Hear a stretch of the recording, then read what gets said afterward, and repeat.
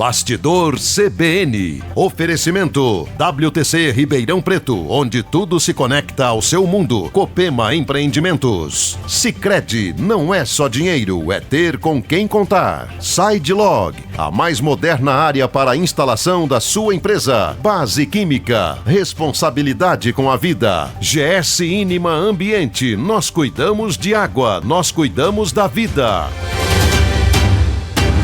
Sábado e nós estamos aí perto de 11 horas da manhã, começando mais um Bastidor CBN, hoje trazendo, conforme prometemos, um tema que virou discussão social, política, econômica, que é a tal da adultização. E eu convidei a psicanalista, psicóloga, pós-graduada pelo Instituto de Psicologia da USP, doutora Guiomar Papa de Moraes, para tratar desse tema delicado com a gente. Muito obrigado, viu, doutora Guiomar? Eu agradeço, Edmo, o convite e a oportunidade de estar aqui, né? Muito obrigado. Eu só vou dar uma largada dizendo que aquele youtuber Felca detonou esse tema, adultização aí, que agora, projeto de lei agora na mesa do presidente da República para sanção, depois de aprovado na Câmara Federal e no Senado, enfim, mas não quero entrar nessa parte. Mas é uma aceleração forçada do desenvolvimento infantil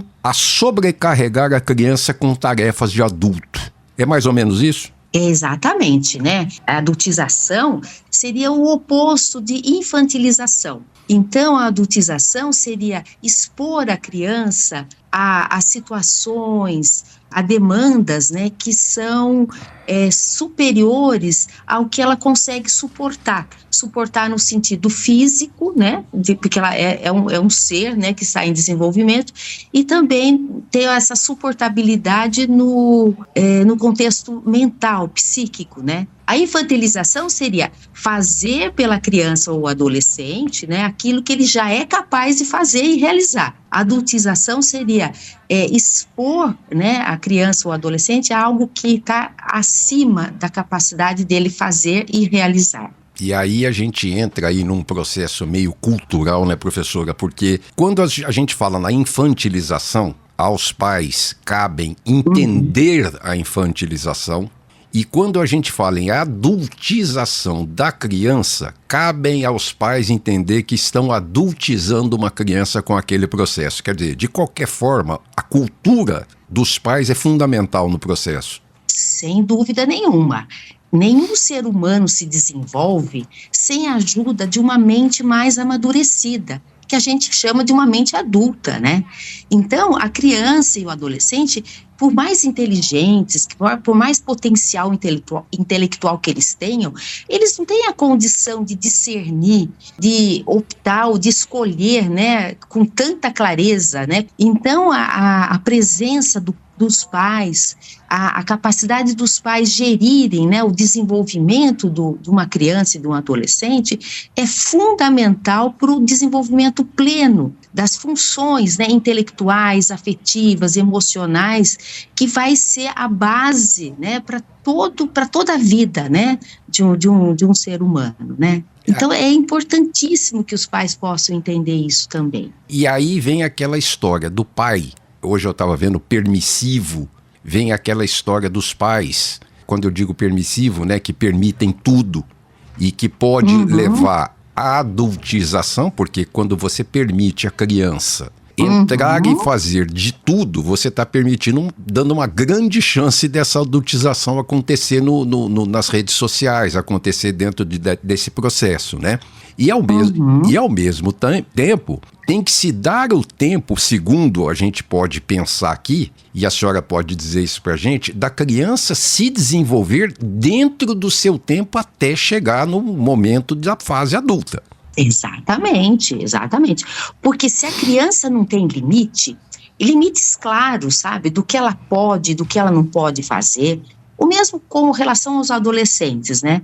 Ela vai fazendo, ela vai se arvorando aí, vamos dizer assim, né? A ter atitudes, a avançar em algumas situações que são inadequadas e impróprias para a própria idade. Então é fundamental que haja, sim, que possa haver esses limites. Muitas vezes, sabe, Ed, os pais não dão limite, ou eles ficam receosos de dar limite para as crianças e para os adolescentes, porque eles imaginam que vão perder o amor deles, sabe? E é exatamente o contrário disso. Quando os pais acompanham, têm um vínculo afetivo com os filhos, cabe, né, falar não quando tem que falar não, falar sim quando tem que falar sim, fazer combinados, estabelecer regras, né, de funcionamento da casa, da família, né, e isso vai trazer um conforto, na verdade, para a criança, porque traz uma proteção à criança, né, a criança não vai precisar fazer esse processo por si mesma, né, nem o adolescente fazer esse processo por si mesmo.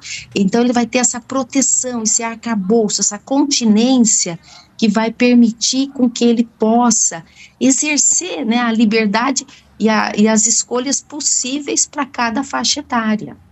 Nós estamos com a doutora Guiomar Papa de Moraes, psicóloga, psicanalista. Estamos tratando do sistema de adultização. E a senhora está falando com relação aos pais, e eu também, que insisto nisso, né?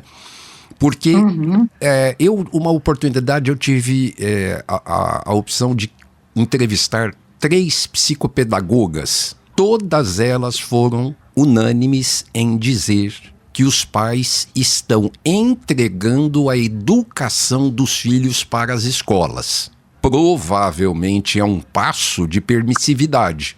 Eles estão delegando, né, as escolas. Até porque os pais, né, assim, o contato que eu tenho com os pais aqui no meu consultório é que eles trabalham muito também, né, eles têm umas jornadas longas de trabalho. Então, cada vez mais eles estão precisando das escolas, né, para que eles possam ter um período, a criança possa ter um período grande, né, dentro de um ambiente protegido, né, que é a escola, mas, ao mesmo tempo, nesse processo, a criança pode se afastar ou os pais podem se pouparem, né, de transmitir as referências familiares, né, as experiências familiares, as regras familiares, né, para os próprios filhos, e o não, né? O sim e o não.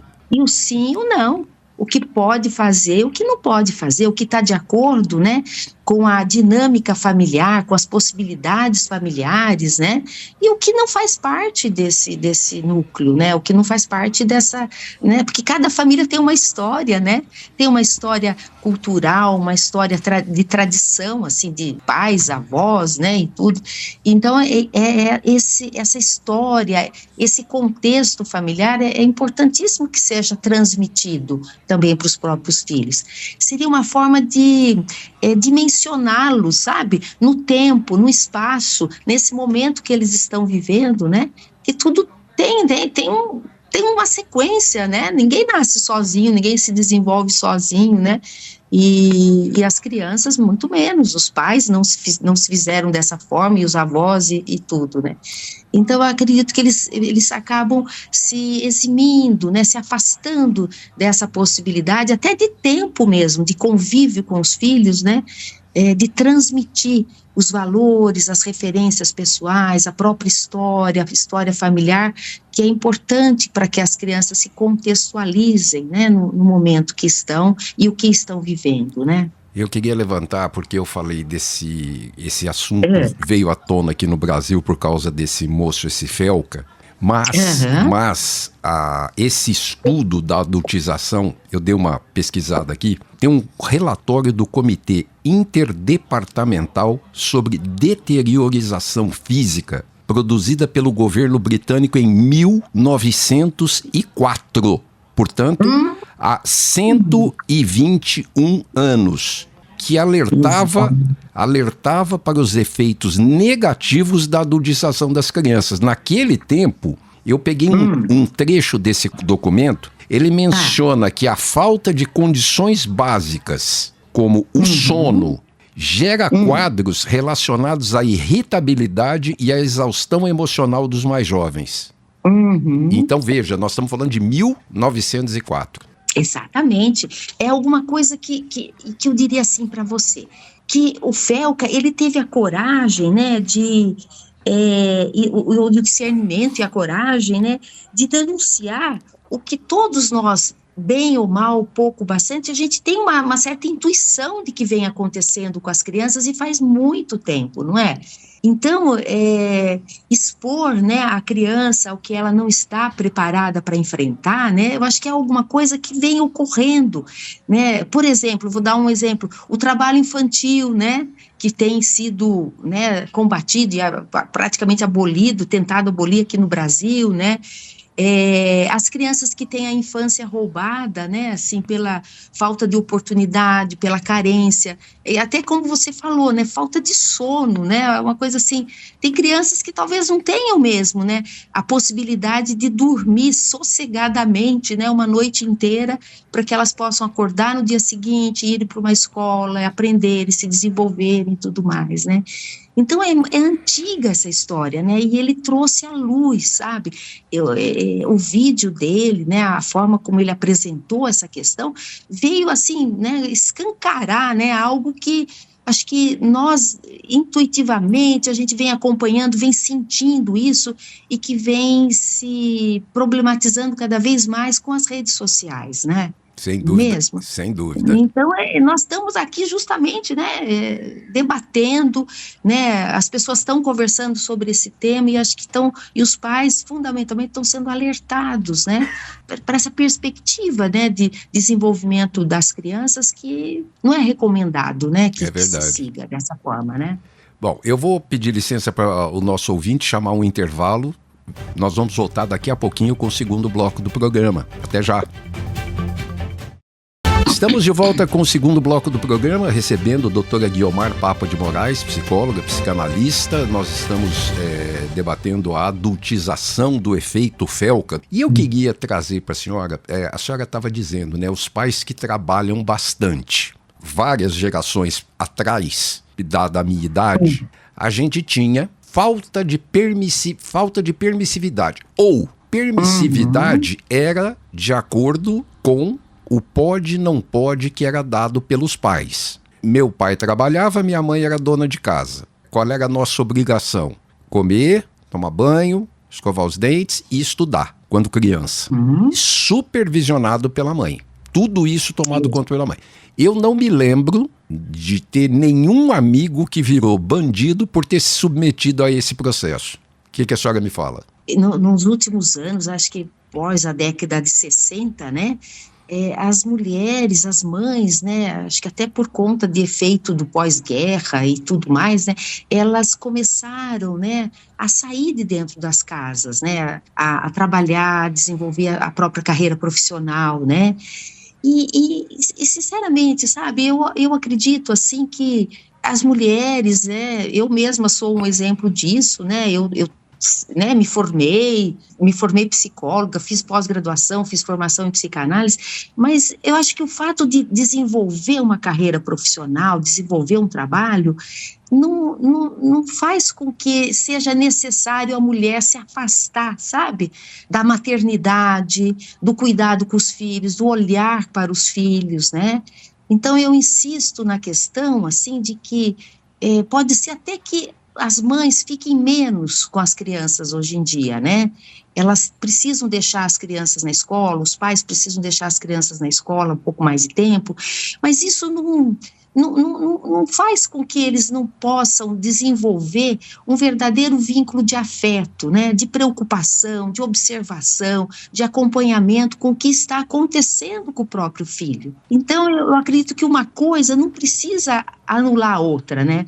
Uma mulher que tem uma carreira, né, uma mãe que tem uma carreira profissional, que você está se referindo mais às mães, né, eu acho que não há necessidade de que ela, ou que ela se detenha só na carreira profissional, né, porque se ela, né, se disponibilizou a ter filhos e exercer a maternidade, ela vai precisar também ter tempo, ter disposição, sabe, e ter condições também de fazer esse acompanhamento muito próximo dos filhos. Antes que o nosso ouvinte chegue e fale assim, Edmo, você não quer o desenvolvimento das mulheres para o profissional. Não é verdade. Eu quero sim cada vez mais a emancipação das mulheres, mulheres líderes, mulheres tomando conta, tomando a frente, mas não abandonando os filhos. Essa é a tese. Exatamente, eu concordo plenamente com você. Isso não é uma questão de retirar as mulheres desse papel social também que elas exercem, né? Mas de elas também não abandonarem, né?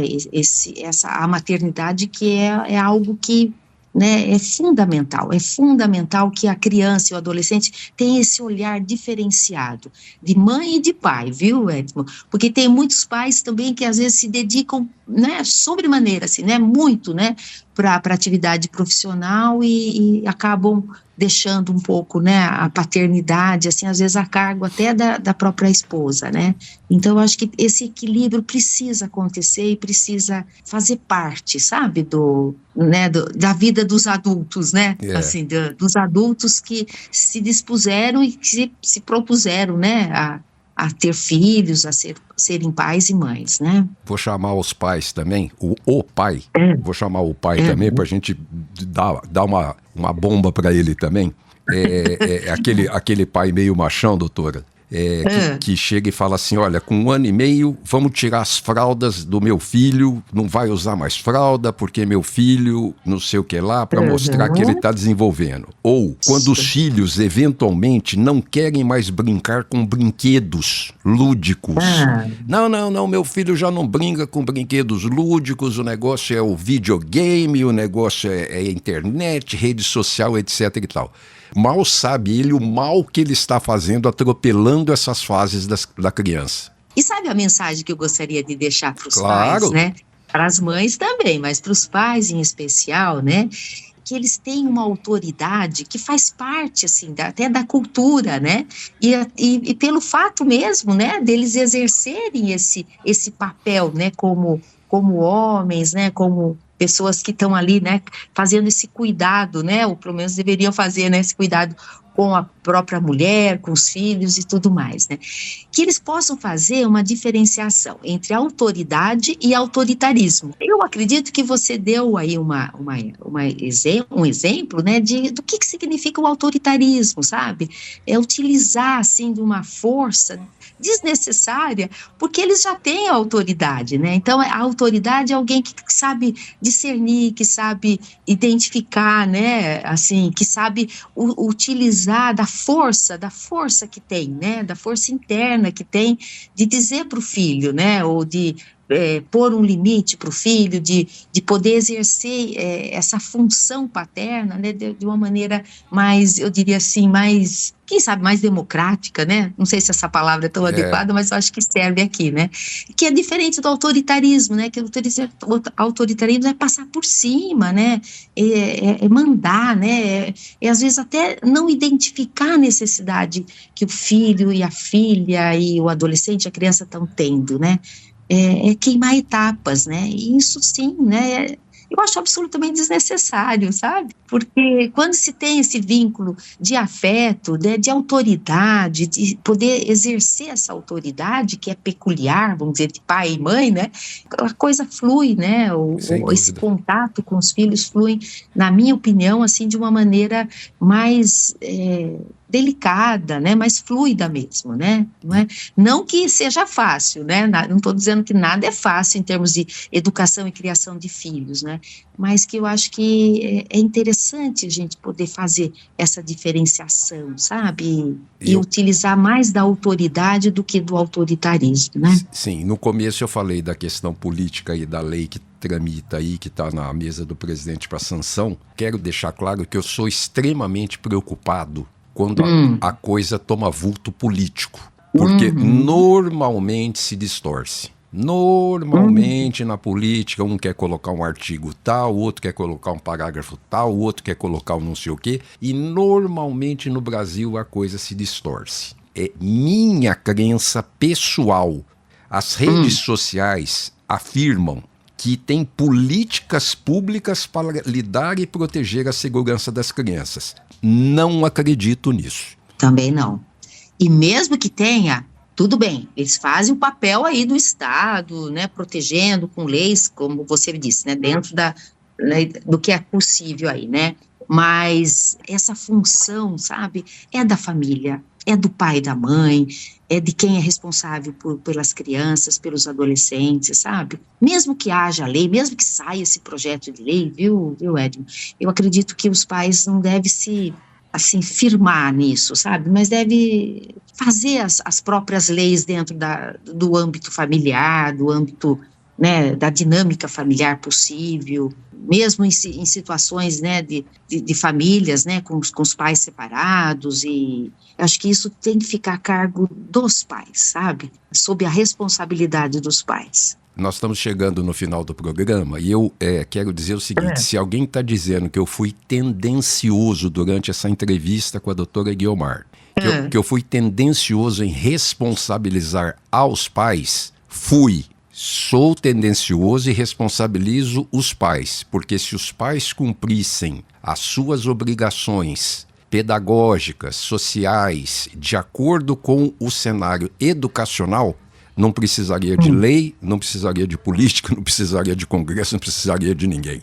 Tem pais, assim, que eles exercem essa função, esse limite, esse cuidado, e eles têm muito trabalho com isso. É aquela coisa, assim, de ficar cuidando o tempo todo, né, dessa mente que está em desenvolvimento, né, como a gente estava falando. E tem também crianças, sabe, que elas são mais difíceis, que são mais complicadas de aceitar os limites, de aceitar até, assim, a proteção que o pai e a mãe podem dar e exercer, né? Então, tem crianças também que são mais, assim, são arredias, sabe? Que constitucionalmente são mais impulsivas, são mais difíceis de se estabelecer, sabe, Edmond? Esse vínculo de afeto e de proteção, né?